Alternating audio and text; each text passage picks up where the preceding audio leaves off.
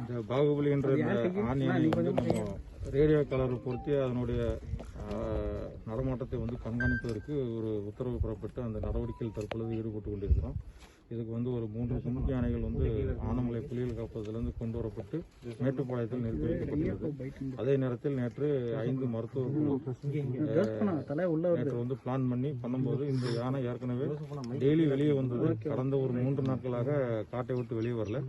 நேற்று தான் வேடர் காலனி பக்கத்தில் வந்ததுன்னு சொன்னாங்க. அப்புறம் அதுக்கடுத்து நைட்டு ஒரு 5 மணி வரையும் 5 மணி நேரம் அதை வந்து கண்காணித்தோம். காட்டை விட்டு வெளியே வரல.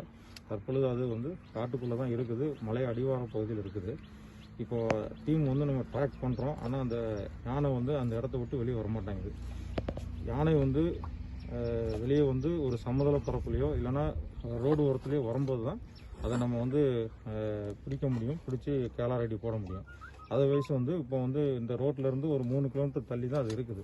அவ்வளோ தூரத்தில் போய் நம்ம வந்து எதுவும் பண்ண முடியாது. அதனால் நம்ம முடிந்த அளவுக்கு அதை ட்ராக் பண்ணிகிட்ருக்குறோம். எந்த அளவுக்கு வந்து அந்த யானை ஒத்துழைப்பு கொடுக்குதுங்கிறத பார்ப்போம். வெளியே வந்தால் தான் நம்ம அந்த ஆப்ரேஷன் வந்து பண்ணுவோம். இல்லைன்னா அது நம்ம இதே கண்காணிப்பு பண்ணி வந்து தொடர்ந்து நடவிட்டு கொண்டு இருக்கோம். ட்ரோனும் வச்சுருக்குறோம்.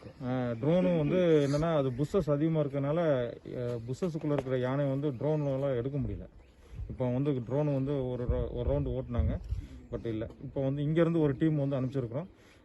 அங்கே ஏற்கனவே ஒரு டீம் இருக்கிறாங்க மருத்துவ குழுவோட. இப்போ இங்கே டீம் போயிட்டுருக்குறாங்க.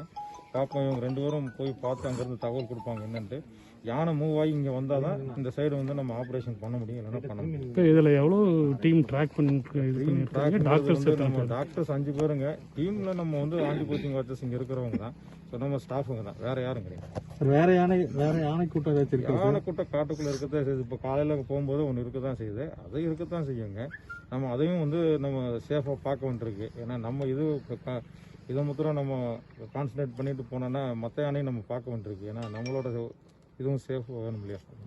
குறிப்பிட்ட இந்த யானைக்கு அப்படிலாம் ஒன்றும் இல்லைங்க. நல்லா வந்து இதாகிட்டு எல்லாருக்கும் தெரியும், நாங்களும் பார்த்துருக்குறோம். யானை வந்து நல்லா ஆக்டிவாக தான் இருக்குது. என்னென்னா ஹைலி சென்சிட்டிவ் எலிஃபண்ட்டுங்க. இது முன்னாடி மற்ற யானையை பார்க்கும்போது கொஞ்சம் சென்சிட்டிவ் அதிகமாக இருக்குது. யாராவது புதுசாக வந்து பக்கத்தில் வந்துட்டாலே வந்து அந்த சுமல் பார்த்துட்டு அது வந்து வெளியே வர மாட்டாங்க. ஓகே.